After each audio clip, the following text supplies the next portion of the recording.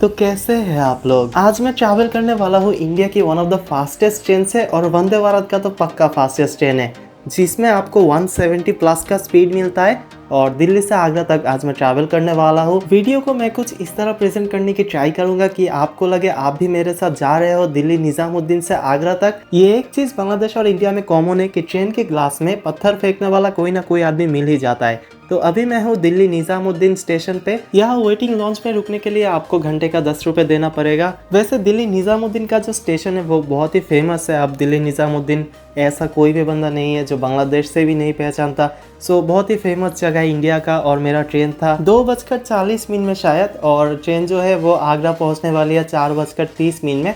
मेरा टिकट कर लिया था ट्रैवल विद शोमित दादा, तो दादा को बहुत बहुत थैंक्स मेरा टिकट करने के लिए।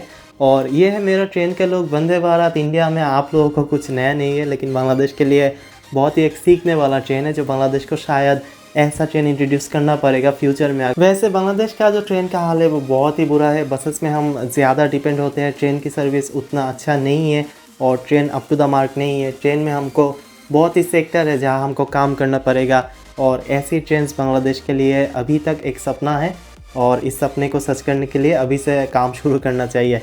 जो भी हो, ये है वंदे भारत की 30 ट्रेन में इकलौता ट्रेन जिसमें आप 165 से ज़्यादा करीब 170 का स्पीड आप पाओगे। वैसे तो वंदे भारत का मैक्सिमम स्पीड 180 है, लेकिन 130 में ही वो मैक्सिमम स्पीड ऑपरेट करता है, इससे ज़्यादा नहीं वो ऑपरेशन चलाता है। पर ये 20-172 जो है ना वो बहुत ही हेवी ड्राइवर है, और इसमें आपको इसीलिए इतना ज़्यादा स्पीड मिलता है। तो ग्लास में आप फटे हुए एक निशान देखने को पाओगे जो पत्थर फेंकने से हुआ है शायद। तो ये चीज़ बहुत ही बुरा है। ये चीज़ जो बंदे करते हैं ना, मेरे ख्याल से वो किसी का भी नहीं होता। वो कभी ट्रेन में खुद भी नहीं जाता, उसका फैमिली भी नहीं जाता है शायद। तो वो समझ नहीं पाते कि इस चीज़ करने से क्या हो सकता है या फिर इस चीज़ का इफ़ेक्ट क्या है। तो वंदे भारत आप लोगों के लिए कुछ नया नहीं है जो मैं इसमें दिखाऊँ कि 3/2 का कॉम्बिनेशन है, हॉट केस है, कोल्ड केस है। तो ये सब चीज़ दिखा के मैं आपको बोर नहीं करना चाहता हूँ। कोशिश यही रहेगा कि मैं आपको कुछ अच्छी चीज़ सुनाऊँ, कुछ अच्छी बातें कहूँ, और जो जर्नी है ना वो आपको फील करो, एक वर्चुअल जर्नी का आपको एक्सपीरियंस दूँ। तो सुधर जाओ, सुन लो मेरी बात, ठीक है। थोड़ी सब्सक्राइब कर दो, फॉलो कर दो, और इस वीडियो को ज़्यादा से ज़्यादा शेयर कर दो। गुड़गांव से जो भी है उसके लिए मैं एक ही चीज़ बताना चाहता हूँ कि तेरे को मैं संडास दिखाता हूँ। तो ये है ट्रेन का संडास, और बहुत ही कमाल का संडास है। वॉशरूम वगैरह बहुत ही डिजिटल है। यहाँ पर वो आपको ऑटोमेटिक चीज़ मिलेगा, फ्लश मिलेगा। तो ये सब चीज़ जो है ना बांग्लादेश को सीखना चाहिए।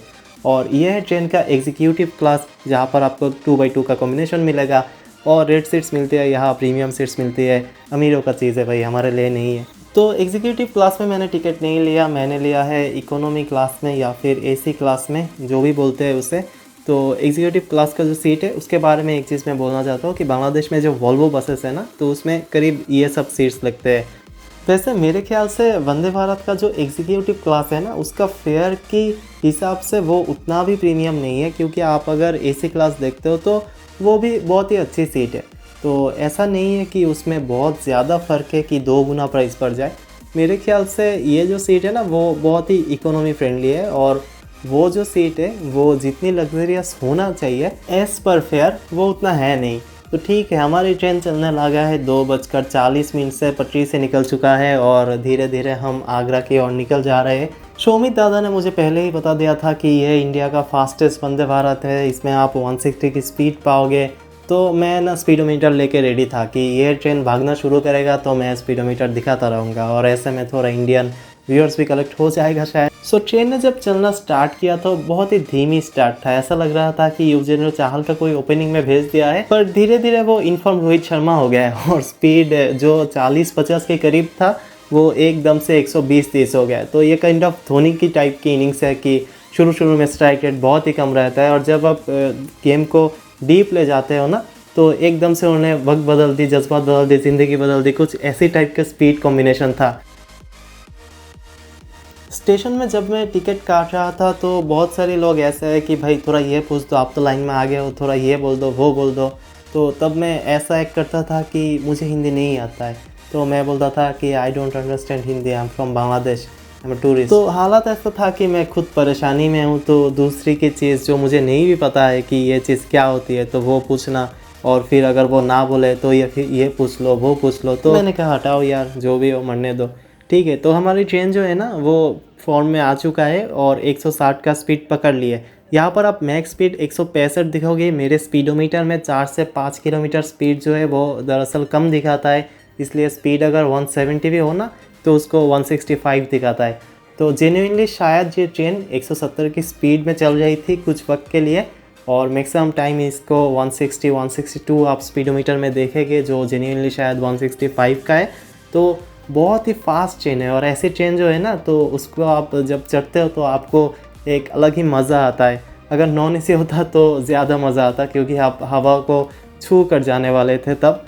अब आप क्वेश्चन करोगे कि ये ट्रेन 165 में चलती है, बाकी सब 130, ऐसा क्यों? तो इसका एक ख़ास रीज़न है कि दिल्ली से जो लोग आगरा जाना चाहते हैं, ताजमहल देखना चाहते हैं, वो दिन जाकर दिन लौट पाए।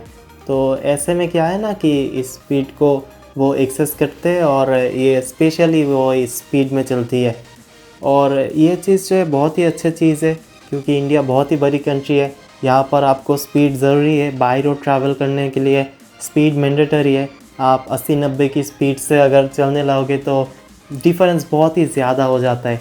करीब बांग्लादेश में ऐसा है कि आप जैसे भी जा लो, जहाँ भी जा लो, 400 की 500 से ज़्यादा आपको रूट्स नहीं मिलती है।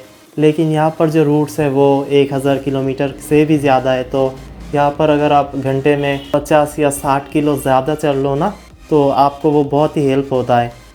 ट्रेन में बैठे मुझे ऐसा लग रहा था कि हम किसके लिए जा रहे हैं, अपना कोई ठिकाना नहीं, क्योंकि यहाँ की कोई भी जगह मैं नहीं पहचानता। तो अब मैं कौन से स्टेशन से गुज़र रहा हूँ या फिर कहाँ मैं जा रहा हूँ वो मुझे भी नहीं मालूम। मुझे बस इतना मालूम है कि मुझे 4:30 बजे आगरा पहुँचना है, और वहाँ से मुझे 5 बजे का इलेक्ट्रिक बस पकड़ना है फिर से दिल्ली आने के लिए। इंडिया हो या बांग्लादेश, जब आप ट्रेन जर्नीस करते हो तो आपको पास में ये सब खेती नज़र आएगी, ठीक है। यहाँ पर आपको फसल नज़र आएगा। तो ये सब नेचर का ब्यूटी है साउथ एशियन कंट्रीज़ का। तो ये सब कॉमन चीज़ आपको देखने को मिलेगा। 1 घंटे बाद मुझे मेरा स्नैक मिल गया है। ये स्नैक जो है वो दूसरे वंदे भारत से थोड़ा सा अलग है, क्योंकि यहाँ पर मुझे जूस मिला है, और मिला है एक मथी। मथी मुझे ज़्यादा अच्छा नहीं लगा। तो ट्रोपिकाना का जूस है, और ये जूस का है गुआवा फ्लेवर का है। गुआवा फ्लेवर का जूस मैंने अभी तक नहीं पिया था मेरी ज़िंदगी में, तो फर्स्ट टाइम ट्राई कर रहा था। अच्छा लगा, पर वो थोड़ी सी है ना वो गले में खुजली करके चली गई, ऐसा लगा मुझे। और एक आपको चाय की, मसाला चाय की फ्लेवर मिलती है, तो आपको कुछ देर बाद एक गर्म पानी देंगे वो लोग, उसमें आप ये मिक्स कर लो तो चाय रेडी हो जाएगा। और मत्थी जो है, मत्थी के बारे में क्या कहूँ, एक्सपेक्टेशन बहुत ज़्यादा थी कि मत्थी कुछ अच्छी होगा, कुछ अमेजिंग होगा, लेकिन वो क्वाइट रेगुलर था। अन्नू मलिक जी के गाना याद आ गया कि एक गर्म चाय की प्याली हो लेकिन उसमें पनीर भारी हो। देखते देखते हम आ गए नेशनल हाईवे की बहुत पास, जहाँ से आपको ट्रक्स, बसेस ये वगैरह मिलते हैं। तो जब बस में जाता हूँ तो हमेशा यही देखता हूँ कि ट्रेन जो है ना बहुत ही स्लो चलती है, और हम उसे ओवरटेक कर चल जाते हैं। लेकिन यहाँ जो सीन है ना वो कुछ अलग ही बात है, क्योंकि यहाँ पर ट्रेन चल रही है 160 में।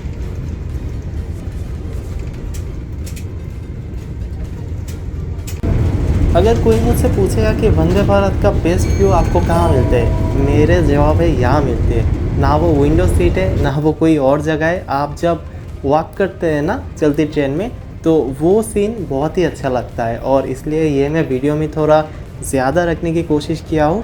और इसमें आपको एक मोमेंटम मिलते हैं, एक ट्रेन जर्नी का फील मिलता है। इंडिया का एक चीज़ मुझे बहुत ही अच्छा लगा, जो पैसेंजर्स थे या जो मेरे पास बैठे थे वो बहुत ही रिस्पेक्टफुल और बहुत ही हेल्पिंग थे मेरे लिए। वो ऐसा नहीं था कि ये देखो ब्लॉगर आ गया, ठीक है परेशानी है, या फिर एक सर दर्द आ गया, तो ऐसा लुक्स नहीं दिया।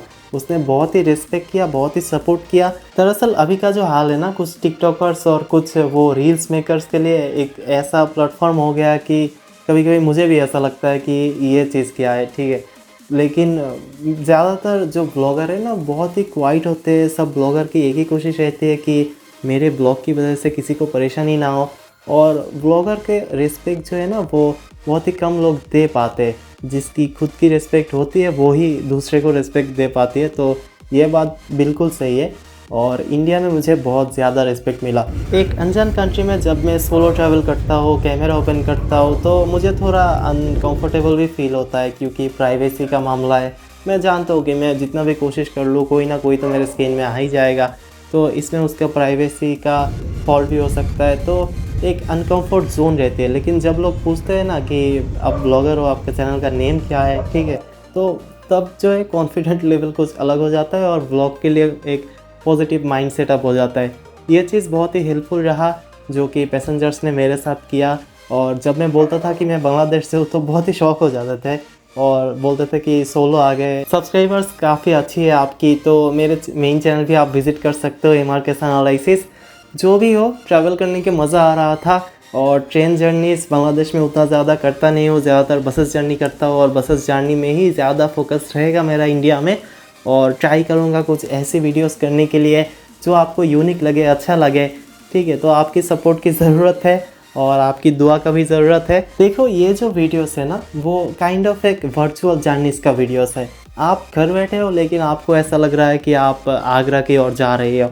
तो मेरी कोशिश यही रहता है कि आपको ज़्यादा से ज़्यादा वो फील दे दूँ मैं और आपके मुंह में थोड़ा हंसी ला सकूँ, यही कोशिश रहती है। एग्जैक्ट 4:30 बजे मैं पहुंच गया हूँ आगरा स्टेशन में और न्यूगो बस में मैं अभी दिल्ली लौट कर जाऊँगा। उस बस का भी वीडियो आपको देखने को मिलेगा।